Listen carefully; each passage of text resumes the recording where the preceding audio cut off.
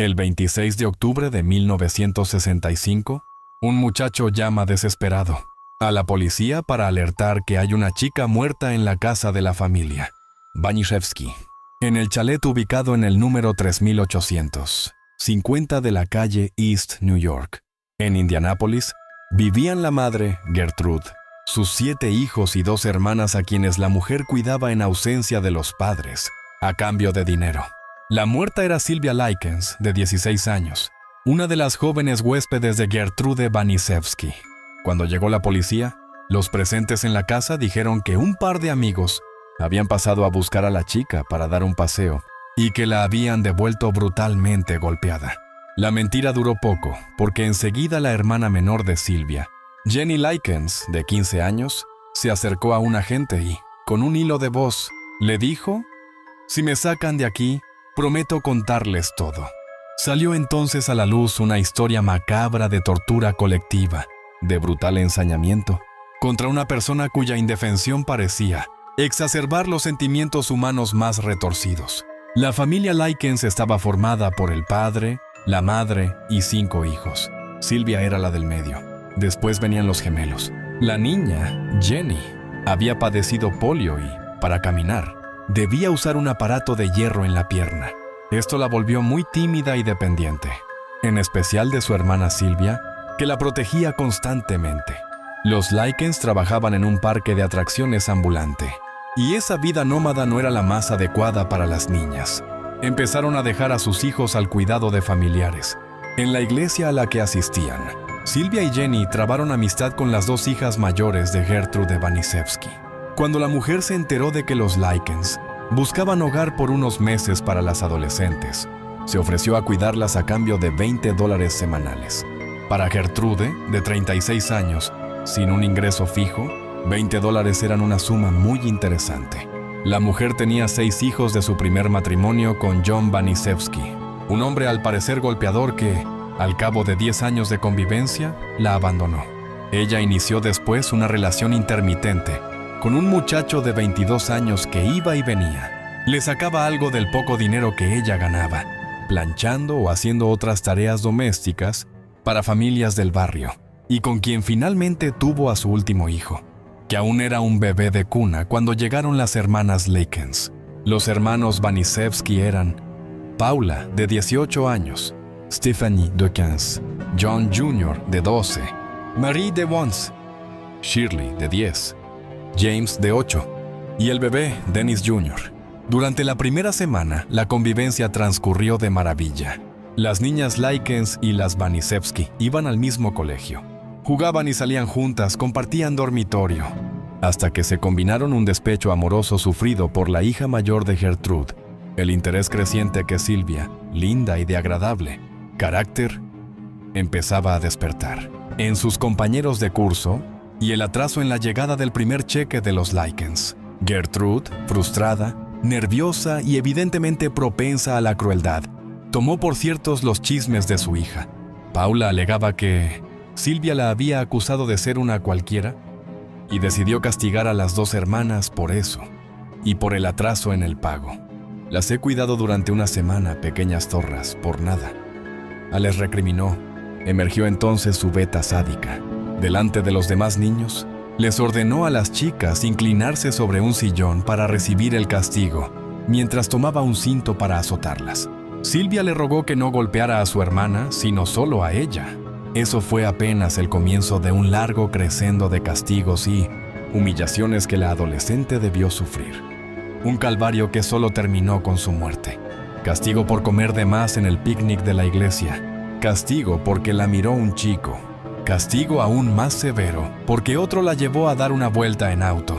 Castigos cada vez más duros porque Sylvia, además, se quejaba poco.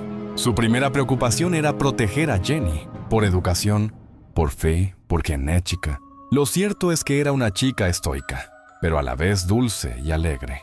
Linda y talentosa, se volvió blanco de la envidia de las hijas y del resentimiento de la madre. Lo más perverso del caso es que Gertrude Baniszewski pasó de obligar a sus hijos a asistir a los castigos, a incitarlos a aplicarlos ellos mismos y finalmente a invitar a los amigos de los niños a participar en las sesiones de tortura a Sylvia. Hasta los más pequeños de la familia presenciaban los castigos y, con una inocencia siniestra, consolaban a Jenny diciéndole, es solo para corregirla. O, cuando los amiguitos de la escuela se sorprendían por el trato dado a Sylvia, replicaban, «Mami dice que podemos». Gertrude empezó a tratar a Sylvia de promiscua y a acusarla de robarle. Luego de una sesión particularmente morbosa, durante la cual la mujer la obligó a desnudarse, y frente a sus hijos, le introdujo una botella de vidrio en la vagina, que se rompió y la lastimó. La adolescente se volvió incontinente. Gertrude reaccionó con más enojo aún, y ordenó que la sacaran de su vista y que no tuviera más contacto con sus hijos. «Llévenla al sótano», le dijo a Coy Hubbard, el novio de Stephanie, quien con brutalidad arrastró a Sylvia por las escaleras y la tiró al piso. De allí no saldrá viva. Le siguen semanas de maltrato, durante las cuales, por las tardes, la diversión de los amiguitos de los niños. Vanisevsky era bajar al sótano para castigar a Sylvia. Golpes, patadas, quemaduras de cigarrillo, chorros de agua fría con una manguera. Todo con la pobre muchacha postrada por los dolores y, por la privación de comida, otro castigo que le infligían. O bien atada con una soga a un poste del sótano.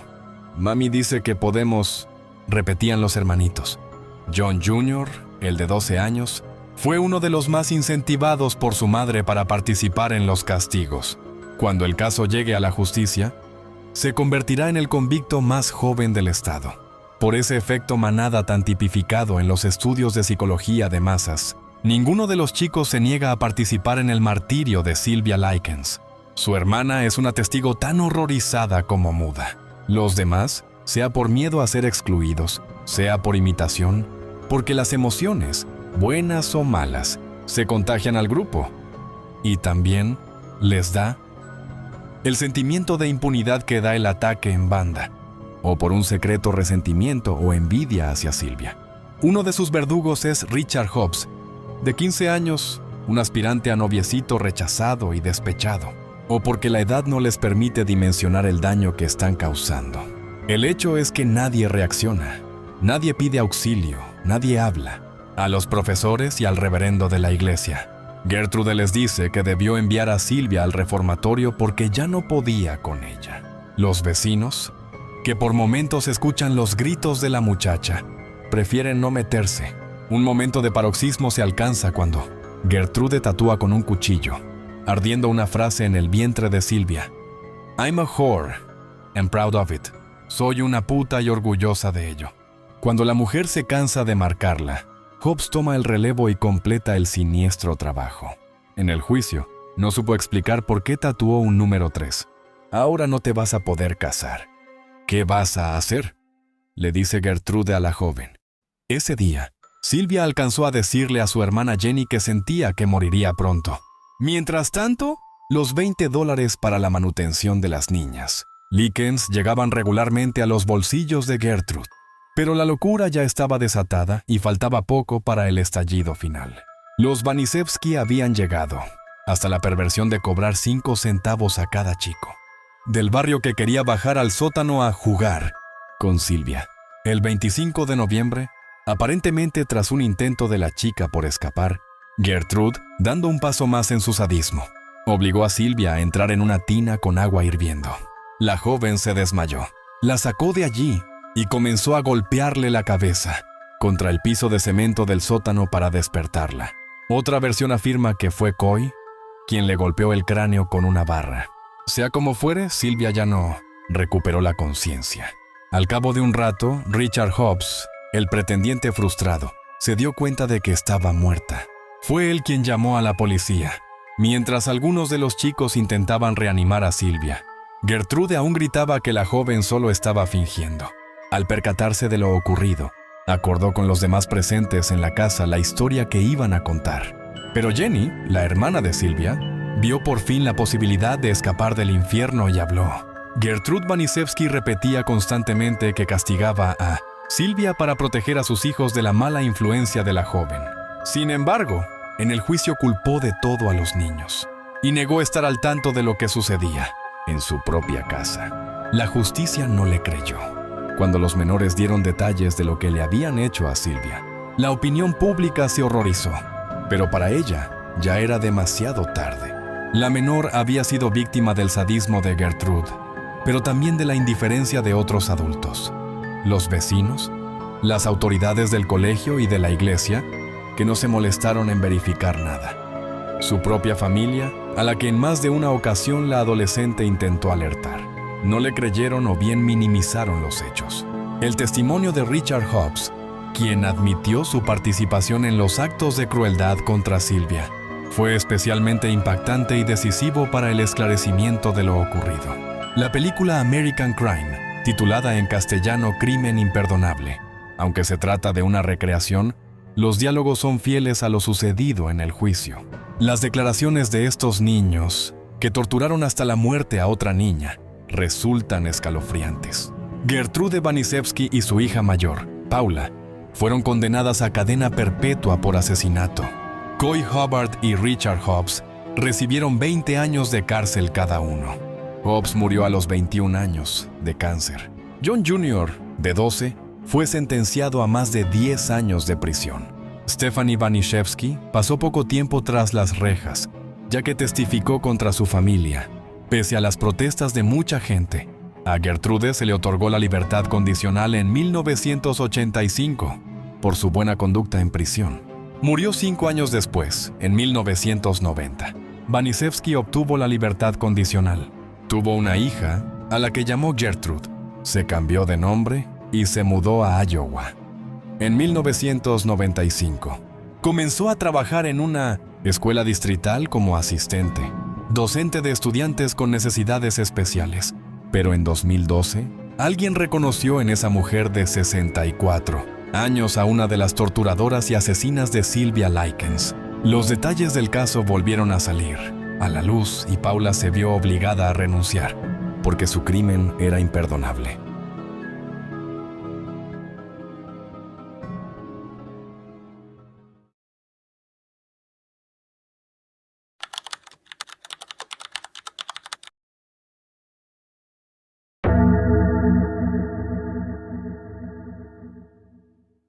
Advertencia.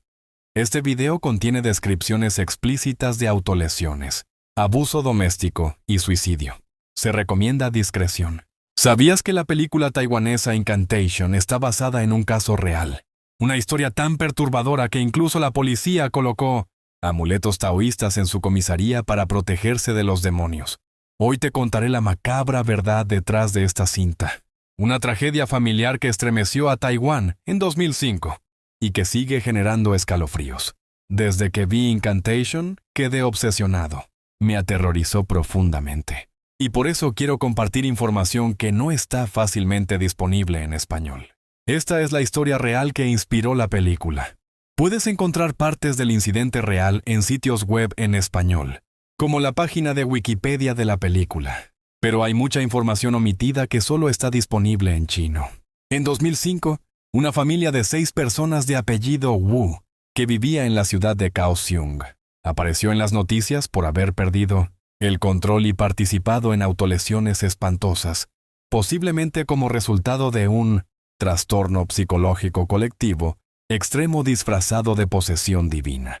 Los padres eran trabajadores manuales de bajos recursos, con 4 hijos adultos. En febrero de 2005, la hermana menor fue supuestamente poseída por la deidad San Tai-Si, a quien la familia había venerado durante muchos años. El nombre de esta deidad significa el tercer príncipe hijo, y probablemente se refiere a Nessa, una figura del taoísmo con una larga tradición en las religiones china y taiwanesa. La hermana poseída advirtió que la hermana mayor, quien vivía en Taipei, corría peligro de muerte y debía regresar a Kaohsiung lo antes posible. La madre atendió la advertencia y trajo de vuelta a la hermana mayor. Tras su regreso, la hermana mayor comenzó a tener sueños en los que era agredida sexualmente. Tenía tanto miedo de dormir por la noche que solo descansaba durante el día. Para marzo, se autoproclamó poseída por Guanyin, la representación del este asiático del Bodhisattva Avalokiteshvara. Comenzó a autolesionarse golpeándose repetidamente. Su familia la llevó a templos y santuarios para exorcizarla, pero no mejoró. Después de esto, los demás miembros de la familia fueron poseídos uno por uno, autoproclamándose encarnaciones de diversas deidades taoístas. Se autolesionaban y se agredían entre sí mediante golpes, quemaduras, lanzamientos de arroz y sal, e incluso orinándose y defecándose unos sobre otros. Llegaron a consumir su propia orina y heces. En algunas creencias locales, estos comportamientos se consideran rituales de exorcismo. Tras un mes de estos actos, la familia comenzó a morir de hambre, presumiblemente con la intención de debilitar a las deidades y obligarlas a abandonar sus cuerpos. Solo consumían agua bendita. Los vecinos eran conscientes de lo que ocurría, pero tenían demasiado miedo para intervenir. En abril, la hermana mayor estaba agonizando. La familia pensó inicialmente que era la deidad que la poseía la que estaba muriendo, por lo que no la llevaron al médico.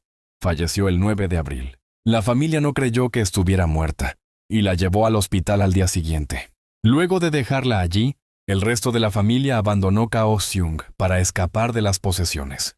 Solo aceptaron que la hermana había muerto cuando la madre se autoproclamó poseída por su espíritu y les comunicó que había fallecido. Cuando la policía investigó la vivienda, encontraron que apestaba a orina y heces y estaba completamente oscurecida por cortinas gruesas con las ventanas cerradas herméticamente. La casa estaba llena de ídolos y amuletos religiosos. Los vecinos reportaron frecuentes estallidos de llanto, gritos, aullidos, risas e incluso avistamientos de la familia, golpeándose con bastones y tabletas religiosas. Curiosamente, incluso la policía se asustó con el caso y colocó un instrumento taoísta en la comisaría como protección espiritual contra los demonios. Las autoridades médicas de Taiwán analizaron la tragedia desde una perspectiva psicológica y sugirieron que se trataba de un caso de histeria colectiva. Sin embargo, en el momento del arresto, se consideró que la familia estaba mentalmente sana, por lo que fueron juzgados por abuso doméstico. Finalmente fueron absueltos y liberados, ya que se determinó que la hermana fallecida no murió por causas externas. La causa de muerte fue autoinfligida, insuficiencia orgánica. Se encontraron heces en su estómago. Esta historia está disponible en fuentes chinas, pero rara vez se cuenta en español. Es el caso real que inspiró Incantation, una película y una tragedia, que nos recuerda que el horror más profundo no siempre viene del cine. A veces, está en la vida real.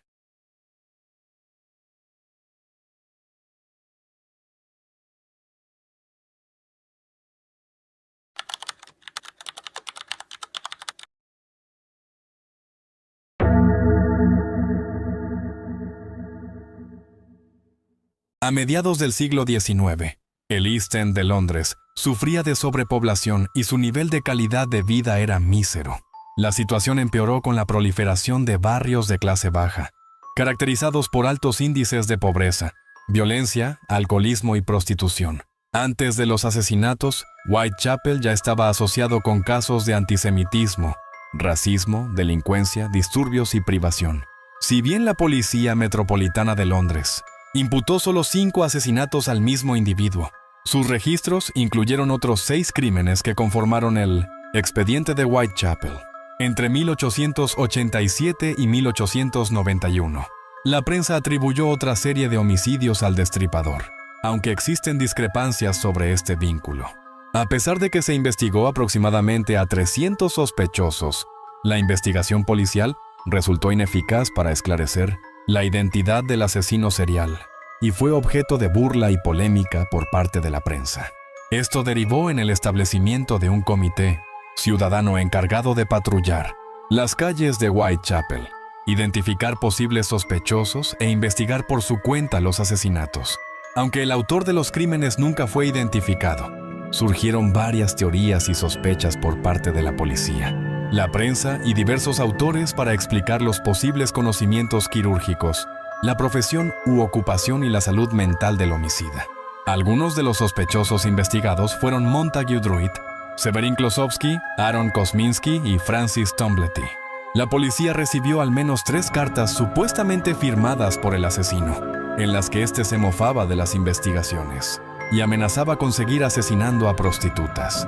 Una de las misivas estaba firmada por Jack el Destripador, y a partir de entonces el asesino comenzó a ser referido por este apodo. El historiador inglés Russell Edwards explicó que el ADN encontrado en un chal en la escena de un crimen pertenecía a un inmigrante polaco de 23 años llamado Aaron Kosminski, quien murió en una institución mental en 1919.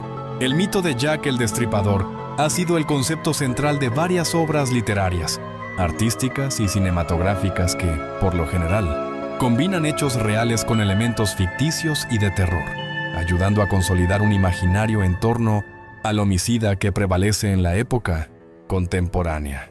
Contexto histórico. A mediados del siglo XIX, las principales demarcaciones británicas, entre ellas el East End de Londres, donde se encuentra Whitechapel, sufrían de sobrepoblación debido al flujo de inmigrantes irlandeses y la llegada de refugiados judíos del este de Europa y de la Rusia imperial a partir de 1882. Este problema repercutió en el decaimiento de los niveles de empleo y calidad de vida, y llevó a la proliferación de una amplia clase baja caracterizada por la pobreza, el crimen, la violencia, el alcoholismo y la prostitución.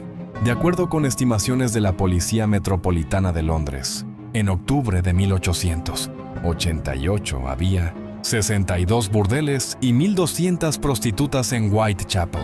También eran comunes las manifestaciones y protestas por la situación económica entre 1886 y 1890, entre las cuales sobresalió el Domingo Sangriento de 1887. Whitechapel tenía particularmente mala reputación por los casos de antisemitismo, racismo, delincuencia, disturbios sociales y extrema pobreza. Tal percepción como reducto de inmoralidad llegó a su punto álgido en 1888, cuando la prensa comenzó a dar una cobertura sin precedentes a una serie de grotescos y atroces homicidios atribuidos a Jack el Destripador. Si bien la elevada cantidad de ataques contra mujeres en el East End durante esa época complicó la averiguación de cuántos de esos asesinatos habían sido cometidos por un mismo individuo, la Policía Metropolitana de Londres identificó 11 homicidios ocurridos en Whitechapel entre abril de 1880 y 8 de febrero de 1891. Aunque no había certeza para asegurar que todos fueron obra de una misma persona, 5 de ellos sí compartían varios elementos en común y se atribuyeron a Jack el Destripador, cuyo modus operandi se caracterizaba por cortes en la garganta, mutilaciones en el área genital y abdominal, extirpación de órganos y desfiguración del rostro. Estos asesinatos suelen denominarse los 5 canónicos, para distinguirlos del resto del expediente de Whitechapel. No figuran entre ellos los 2 primeros. Casos: las muertes de Emma, Elizabeth Smith y Martha Tabram. Smith fue asaltada y abusada sexualmente en la calle Osborne del citado barrio, el 3 de abril de 1888. Murió al día siguiente en el London Hospital por peritonitis, ocasionada por la inserción de un objeto afilado en su vagina. En su declaración, dijo que había sido atacada por 2 o 3 hombres, uno de los cuales era un adolescente, razón por la que se descartó este caso del expediente del Destripador. Tabram murió el 7 de agosto del mismo año, víctima de 39 puñaladas. Si bien la policía lo asoció con los 5 canónicos debido a la crueldad, la ausencia de un motivo aparente y la cercanía de la zona donde ocurrió, George Yard, Whitechapel, con las de las otras muertes, el ataque difería del modus operandi anteriormente señalado. Tabram no tenía cortes en la garganta ni en el abdomen, y sus heridas no seguían el patrón identificado en el expediente de los 5 canónicos. La policía encontró el cuerpo de la primera víctima canónica, Mary Ann Nichols, a las 3:40 de la mañana del viernes 31 de agosto de 1888 en Bucks Row, actual calle Dorward, Whitechapel. Tenía un par de cortes en la garganta, el abdomen parcialmente rasgado, con una profunda hendidura en zigzag y varias incisiones hechas con el mismo cuchillo. El cadáver de Annie Chapman apareció días después, el sábado 8 de septiembre, aproximadamente a las 6 de la mañana, cerca de la entrada del patio interior de la calle Hanbury, en Spitalfields. Tenía 2 incisiones en la garganta, al igual que ocurriera con Nichols. Sin embargo, en el caso de Chapman, Su vientre había sido completamente abierto y eviscerado, con los intestinos colocados por encima de un hombro, y le habían extirpado el útero. Un testigo afirmó haber visto a Chapman media hora antes del hallazgo, junto con un hombre de cabello oscuro y con apariencia de un gentil venido a menos. Los asesinatos de Elizabeth Stride y Catherine Eddowes ocurrieron en la madrugada del domingo 30 de septiembre. El cuerpo de la primera fue descubierto a la 1 en Dudfields Yard, actual calle Enríquez, y tenía un corte en el lado izquierdo del cuello que le dañó la arteria carótida. Sin embargo, no presentaba incisiones en el abdomen, lo cual planteó dudas sobre la autoría del destripador, o si en todo caso, este había sido interrumpido durante el ataque. Aunque testigos declararon haber visto antes a Stride con un hombre, sus testimonios presentaron irregularidades. Unos dijeron que el acompañante era rubio, otros que tenía el cabello oscuro. Algunos afirmaron que vestía de forma andrajosa, mientras que otros argumentaron lo contrario. 45 minutos después, la policía halló el cadáver de Eddowes en Mitre Square, en la City de Londres. Al igual que Chapman, tenía la garganta profundamente cortada, una incisión vertical profunda y extensa en el abdomen con evisceración, colocación de los intestinos por encima de un hombro, y le habían extirpado el riñón izquierdo y la mayor parte del útero. Además, le habían acuchillado el rostro. Joseph Lawende, vecino que dijo haber pasado por esa calle con dos amigos poco antes del asesinato, declaró haber visto a una mujer con un hombre rubio y de aspecto descuidado. No obstante, sus amigos no pudieron avalar esa descripción. Se encontró el delantal ensangrentado, cerca de la entrada de un edificio de apartamentos en la calle Goulston, y un grafiti en la pared, justo encima de donde estaba la prenda, que parecía implicar a un judío, aunque no se pudo comprobar si el grafiti había sido escrito por el homicida o si se trataba de una simple coincidencia, ya que este tipo de textos ilícitos eran comunes en Whitechapel en esa época. Charles Warren, comisionado de la policía, pidió que retiraran el grafiti antes del amanecer, bajo la sospecha de que podría incitar protestas antisemitas. Finalmente, la policía encontró el cuerpo atrozmente mutilado y totalmente destripado de Mary Jane Kelly sobre la cama de su habitación, alquilada en Miller's Court, Spitalfields, a las 10:45 de la mañana del viernes 9 de noviembre. Tenía un profundo corte que iba desde la garganta hasta la espina dorsal, el rostro hecho trizas, haciéndolo irreconocible, y le habían extraído todos los órganos abdominales y el corazón. Los 5 asesinatos canónicos ocurrieron por la noche, generalmente durante un fin de semana y al término de un mes. También puede deducirse que cada asesinato resultó más severo que el anterior, excepto el de Stride, cuyo ataque presumiblemente fue interrumpido. El cuerpo de Nichols tenía todos sus órganos, pero a Chapman y Eddowes les extrajeron el útero y las destriparon, mientras que esta última y Kelly presentaban mutilaciones en el rostro.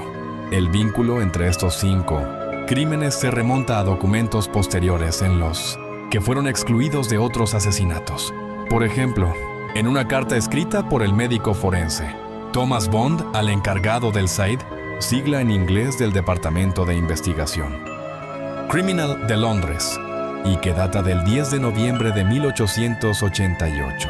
Ya aparecen relacionadas las 5 víctimas canónicas. Para algunos analistas, ciertos asesinatos de Whitechapel indudablemente fueron obra del mismo individuo, pero en otros actuó un número desconocido de homicidas. Tal fue el caso de los autores Stewart P. Evans y Donald Rumbelow, quienes catalogaron el expediente de los canónicos como el mito del destripador, al considerar que, si bien los casos de Nichols, Chapman y Eddowes guardan similitudes entre sí, no hay evidencia de que los asesinatos de Stride y Kelly hubiesen sido cometidos por la misma persona. Inclusive hay quienes argumentan que el homicidio de Tabram sí encaja con el expediente de los canónicos. El Dr. Percy Clark, auxiliar del médico forense George Baxter Phillips, concluyó que 3 de las muertes habían sido cometidas por el mismo individuo, mientras que el resto fue obra de individuos de mente débil, con la convicción de imitar la serie original de crímenes. Aunque el nuevo encargado del CID, Melville McNaughton, señaló categóricamente en un reporte que el asesino de Whitechapel Tuvo 5 víctimas, nada más. Hay que hacer notar que McNaughton había ingresado a la policía un año después de las muertes canónicas y que su memorándum incluía errores en la descripción de los posibles sospechosos. Kelly es considerada la última víctima del Destripador, cuya ola de crímenes debió cesar por su muerte, arresto o migración. No obstante, el expediente de Whitechapel incluye otros 4 homicidios ocurridos después de los 5 canónicos. La policía encontró el cuerpo de Rose Mylett en Clark's Yard, actual calle High, en Poplar, el 20 de diciembre de 1888. Aunque había sido estrangulada, no presentaba indicios de forcejeo, motivo por el cual se pensó que se había ahorcado, accidentalmente en estado de ebriedad, o que se había suicidado. Pese a lo anterior, el perito concluyó que Mylett había sido asesinada. Casi 6 meses después, el 17 de julio de 1889, el cadáver de Alice Mackenzie apareció en Castle Alley, Whitechapel. Tenía una herida en la arteria carótida izquierda, además de varias contusiones y cortaduras leves. Uno de los forenses que examinó el cuerpo, Thomas Bond, creyó que se trataba de una víctima más del Destripador, aunque su colega George Baxter Phillips opinó lo contrario, al haber revisado los cadáveres canónicos.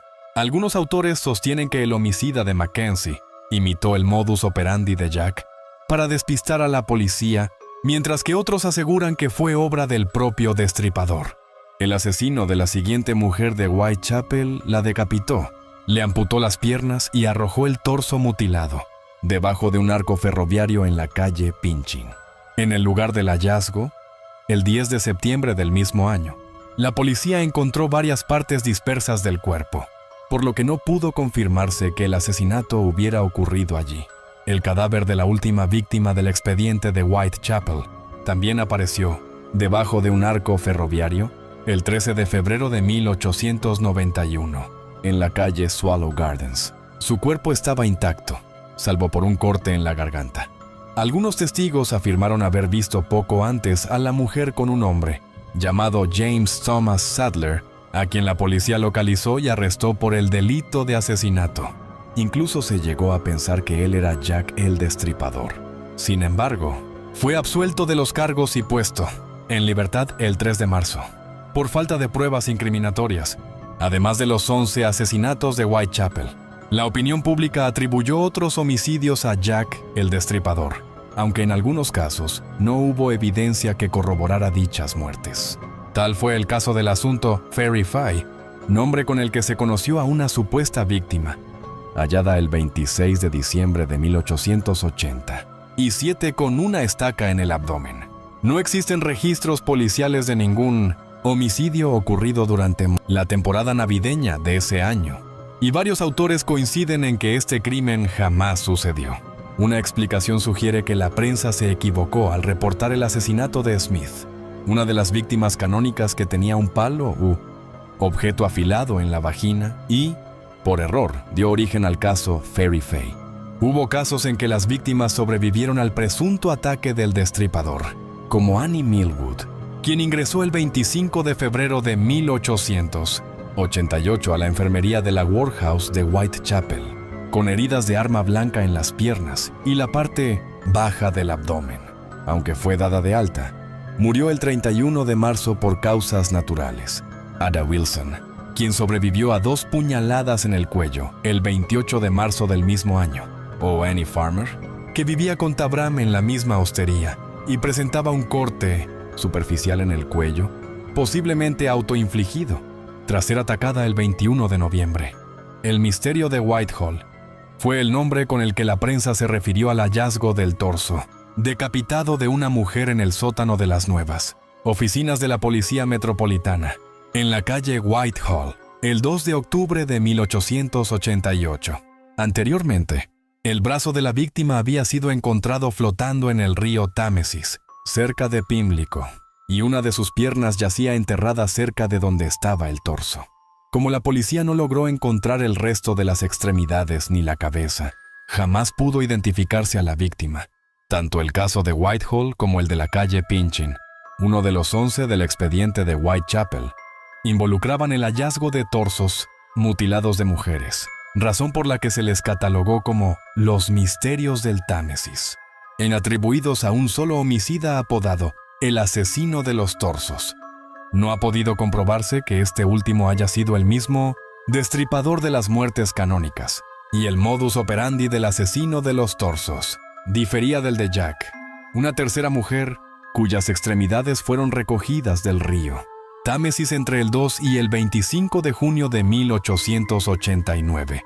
Podría tratarse del tercer asesinato cometido por el homicida del torso. El 29 de diciembre de 1888 se halló el cuerpo de John Gill, un niño de 7 años, en Manningham, Bradford. De forma parecida a Kelly, la última de las víctimas canónicas, presentaba heridas en la piernas, una oreja amputada, el abdomen seccionado, y le habían extraído los intestinos y el corazón. La prensa especuló que se trataba de una obra del destripador, y aunque el empleador del niño, el lechero William Barrett, fue arrestado en 2 ocasiones por evidencia circunstancial, finalmente fue puesto en libertad, y la policía no procesó a ningún otro sospechoso. El cadáver de la estadounidense Carrie Brown apareció el 24 de abril de 1891 en Nueva York. Además de haber sido estrangulada, tenía un tenedor incrustado en la ingle y cortaduras superficiales en las piernas y la espalda. Aunque el cuerpo conservaba todos sus órganos, la policía encontró un ovario en su cama. Cabe señalar que, al igual que en el East End de Londres, Nueva York recibió un flujo considerable de inmigrantes irlandeses en 1860. Si bien la prensa comparó este homicidio con los de Jack el Destripador, la Policía Metropolitana de Londres descartó cualquier vínculo entre ambos casos.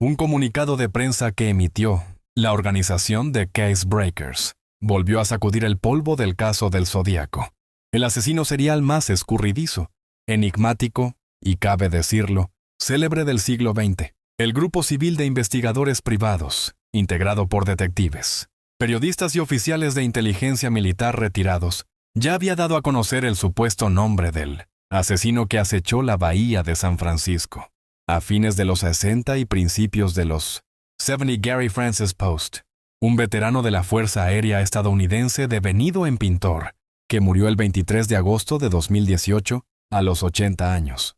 Ahora The Case Breakers denunció que Poste ya había sido incluido en secreto como el principal sospechoso del FBI. En 2016, que la agencia tiene una muestra de ADN parcial que lo vincula con las víctimas, pero que no hizo lo suficiente para avanzar con la investigación y acusarlo en vida. Las agencias de aplicación de la ley en todos los niveles han ignorado la legislación estatal, ignorado la evidencia con el mal manejo del ADN y sucumbido a la apatía, los egos y el miedo a la humillación, advirtió el comunicado, aunque la oficina del FBI en San Francisco lo desmintió. Le dijo a Fox News que el caso sigue abierto y sin resolverse, y no aportó más comentarios por respeto a las víctimas y sus familias. El asesino del Zodíaco es Gary Francis Poste.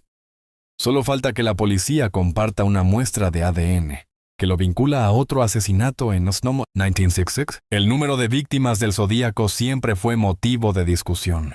Oficialmente le asignan 5 asesinatos, todos entre 1968 y 1969, pero se lo involucra a su vez en al menos una docena de casos. Incluso el propio Zodíaco, en una de las tantas cartas con acertijos y anagramas que enviaba a la prensa, se autoincriminó de 37 homicidios. El caso del Zodíaco inspiró libros, documentales, películas, episodios de series, escenas de videojuegos, títulos y fragmentos de canciones. Todo en plural. El hecho de que nunca haya habido un culpable, de que un solo hombre haya burlado la pericia de detectives, expertos en criptografía, periodistas de investigación y público, en general con sus cartas misteriosas y amenazantes, con sus juegos de palabras ocultas, le dieron el mote de celebridad.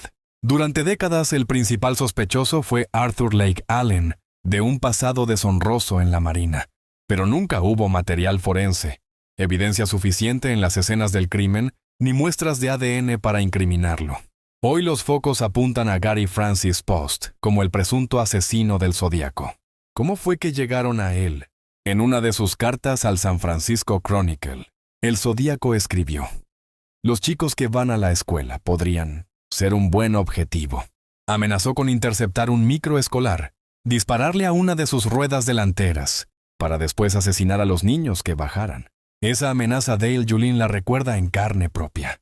Él fue uno de los miles de alumnos aterrorizados, que durante meses fueron al colegio custodiados por una patrulla policial.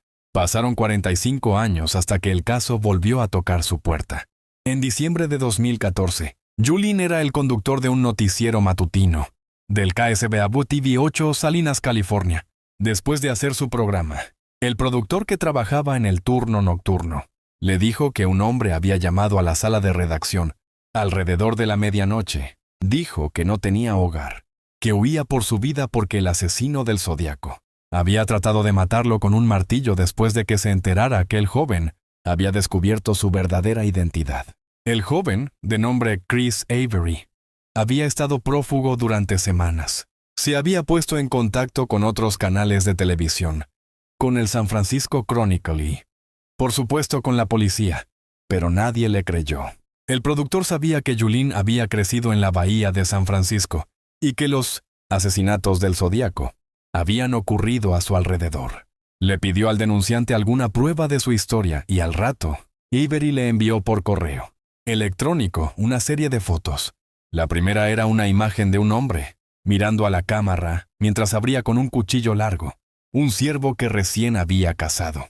Su rostro me recordó al retrato del Zodíaco que la policía hizo en 1969, dijo Julin. Justo entonces, justo ahí mi instinto me dijo que debía conocer al denunciante. Él me dio lo único que la policía y la prensa no tenían desde hace tantas décadas. Me dio su nombre completo, Gary Francis Post. ¿Cuál era el vínculo entre Chris Avery y Post? Décadas atrás, Avery había sido arrestado por tomar cerveza en público siendo menor de edad. Se hizo amigo del viejo Poste porque él le enseñó cómo hacer para ganarle al sistema, para no afrontar la multa que le habían impuesto. Poste lo llegó a llamar hijo. Le enseñó cómo hacer las cosas para evitar ser atrapado por la policía. Vandalismo, pero siempre con una coartada, que se pueda demostrar que estabas en otro lugar. También lo sumó a la caza de animales en el Parque Nacional. Avery se convirtió en parte de la pandilla que Poste formó en Sierra Nevada después de sus asesinatos, con una decena de hombres. De hecho, hasta que descubrió quién era realmente, lo consideraba como un segundo padre. ¿Qué fue lo primero que hizo usted con ese dato? Con el nombre del supuesto asesino. Lo primero que hice fue buscar en Internet.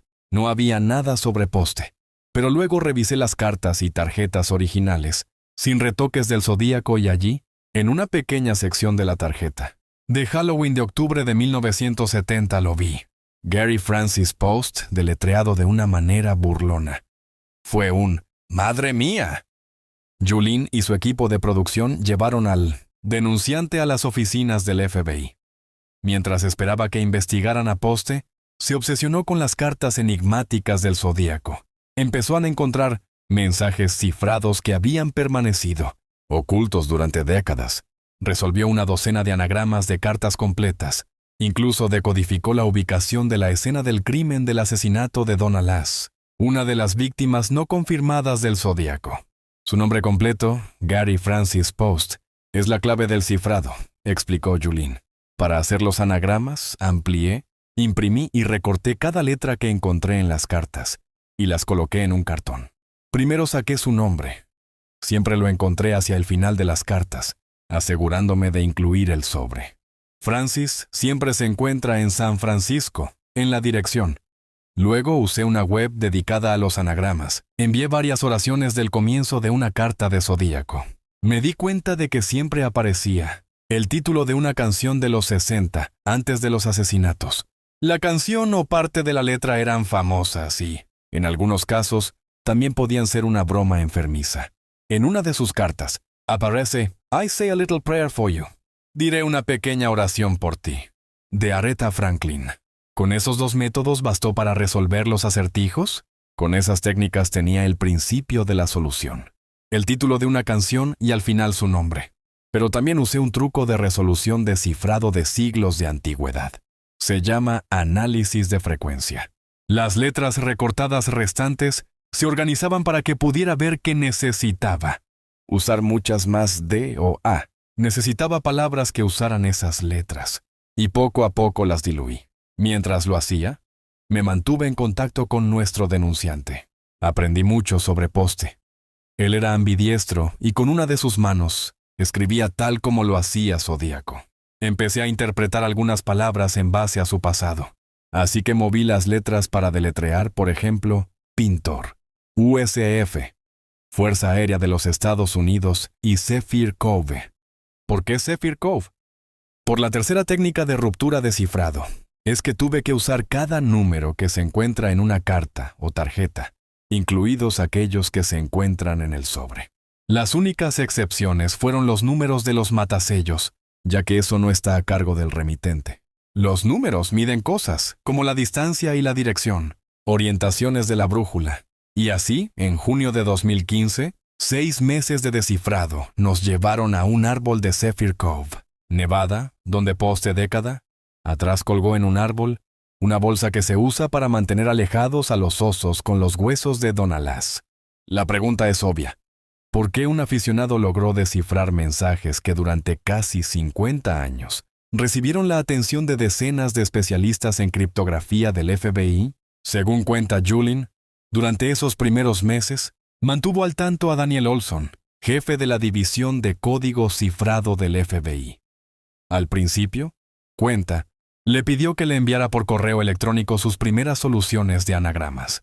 Todas comenzaban con Gary Francis Post, la clave que allanó el camino. Olson, al principio, aceptó la colaboración, pero después dejó de responder las llamadas y correos electrónicos. Hace solo un mes, el ex presentador de noticias volvió a insistir.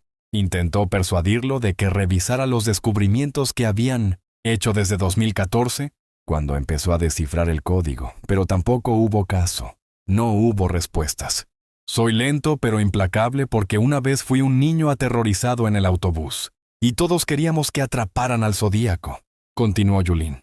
Es un caso sin cerrar que tiene más de 50 años, lo que resulta vergonzoso para el FBI. Probablemente se deba a que dejaron pasar la oportunidad de arrestarlo en 2015. Un funcionario policial, veterano, lo llama la espiral de la muerte. Si dejas que un caso importante sin resolver se alargue lo suficiente, todos los que todavía se preocupan mueren y las fallas en la investigación desaparecen. El FBI tiene muchos otros casos, pero dejó que un asesino en serie caminara por las calles durante 15 meses, hasta que casi asesina a su esposa. Después de recibir el nombre de Gary Francis Post, agentes del FBI se trasladaron hasta su casa en Groveland, California. El veterano de la Fuerza Aérea se mostró senil. Evadió las preguntas de los agentes, que no lo arrestaron ni lo llevaron a interrogar. Post estuvo más de un año en libertad, hasta que tiró a su esposa por una escalera en febrero de 2016, cuando se dio cuenta de que estaba a punto de delatarlo. ¿Tuvo la posibilidad de hablar con Poste? Tuve una entrevista telefónica breve con él en la cárcel.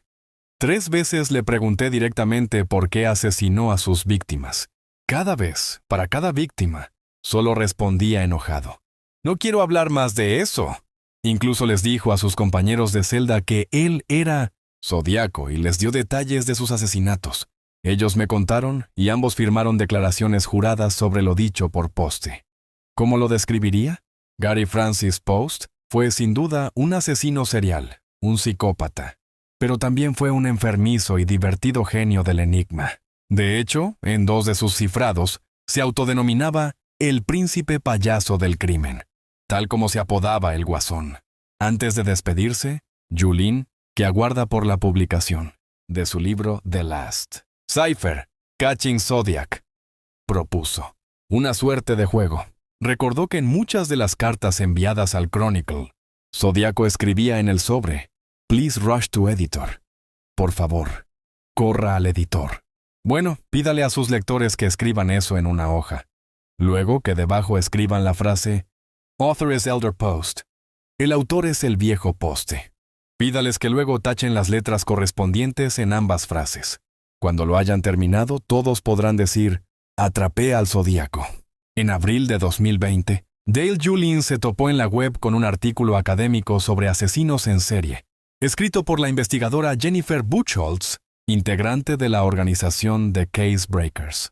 El artículo mencionaba a Zodíaco, el asesino que Julin había estado siguiendo desde hacía 6 años. Contactó a la autora y le facilitó su primer manuscrito de 380 páginas que recopilaba el paso a paso de la investigación y la resolución que había encontrado a cada uno de los acertijos. Buchholz quedó impresionada por la solidez de la investigación y compartió el manuscrito con la junta de TCB. Pronto, el equipo, compuesto por detectives, agentes de inteligencia, retirados y periodistas, se coordinó para hurgar en el pasado de Gary Francis Post, el nuevo sospechoso que había muerto en 2018. Uno de los primeros datos que recabaron fue que, en 2014, un grupo de vecinos de Groveland, el pueblo donde vivía Poste, se acercó a la oficina del FBI en Watsonville, otra ciudad cercana en California, para entregar objetos del sospechoso que podían resultar clave. Un mapa de escape, fotografías, identidades duales, mensajes y cartas crípticas, casquillos de cartuchos y, 2 años después, una muestra de ADN. Según la versión de TCB, los correos electrónicos y los testigos señalan que los agentes federales, el Departamento de Policía de Riverside y el Departamento de Policía de San Francisco, ocultaron rápidamente la participación de estos héroes y luego confiscaron su maletín con toda la documentación crítica. ¿Por qué el FBI y otras fuerzas retrasarían deliberadamente el caso?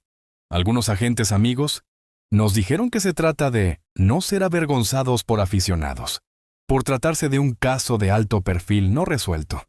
Burocracia y hasta lucha de egos. Colbert no oculta su ansiedad por el resultado de una prueba de ADN, que la policía de Riverside debería compartir en breve. Se trata de los cabellos castaños encontrados en la mano de Cherry Jo Bates, una estudiante que fue asesinada a puñaladas en la universidad local en 1966. Colbert y su equipo creen que esos cabellos conectarán definitivamente el crimen al Zodíaco y, por consiguiente, a Poste, también de pelo castaño por entonces. ¿Podría describir a Poste? ¿Por qué cree que cometió los asesinatos bajo ese modus operandi? ¿Agregando misterio a la narrativa? Poste fue definido por exagentes del FBI que hoy trabajan en mi equipo como un psicópata. Personalmente, creo que se volvió loco. Después de recibir la orden de ocupar una posición en una estación de radar de alerta temprana en 1959. Era una función en 1900 solitario, en Groenlandia, en un país remoto, rodeado de frío y nieve. ¿Qué cree que quería decir con las adivinanzas? Se trataba de un juego para él. Le divertía que no pudieran descifrar los acertijos y atraparlo. Poste fue descifrador de códigos y escritor críptico para el ejército. Se formó con un libro llamado Criptografía Básica, un manual elaborado en 1950 por el mismo ejército. ¿El FBI logró alguna declaración relevante de Poste? Hablaron en 2015, cuando lo fueron a visitar a su pueblo. Poste tenía entonces 77 años y fingió demencia ante las autoridades, según fuentes cercanas y su propia viuda, que lo declaró meses antes de morir. ¿Su comportamiento cambió a partir de esa visita? Sí. Los testigos declararon que comenzó a fingir senilidad, pérdida de memoria y demencia dentro de su comunidad. Por ejemplo, llenando tanques de gasolina con azúcar o tirando piedras a través de ventanas, aunque siempre lo hizo sin involucrar a su familia ni a las casas de los vecinos más cercanos. Como Poste le dijo al hijo de su esposa, Glynn Barnes, si actúas como un loco el tiempo suficiente, la gente comienza a creerlo. Barnes mantuvo contacto con su padre adoptivo después de conocerse la sospecha de que era el asesino del Zodíaco.